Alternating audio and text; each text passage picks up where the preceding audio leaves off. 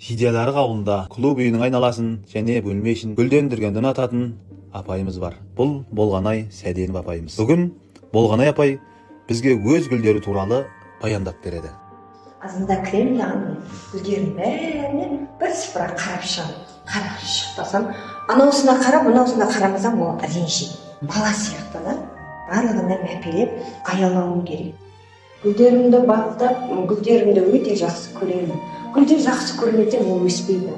Шаманы сүртемін, өзім суын құямын, және де бұл гүлдерге күш қуат беру керек, әдемі өсу керек. Гүлге оны суға салып құямын. Бұл гүлдер бұны құйған кезде гүл өзі өседі. Үлкен күш қуат беріп тұру керек. Гүлді өзі күту өте қиын. Ол нәзік жан, оны аялап, әлпештеу керек. Гүлге түгіне қимайсың, жынына әдемеге жаймен құймауымыз керек. Өйткені гүлдердің түгіне қисаң, ол ереу әлсірей бастайды. Қып-қызыл болып әдемі болып ашып тұрған чеме гүлдерім, қып-қызыл болып.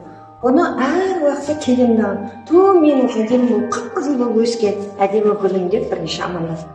Болғанай апай үшін гүл жай өсімдік емес. Ол әр гүл тірі жан, нәзік көңілдің айнасы. Гүлмен сөйлесу, жүрекпен тілдесу екендігін тілге тиек етті.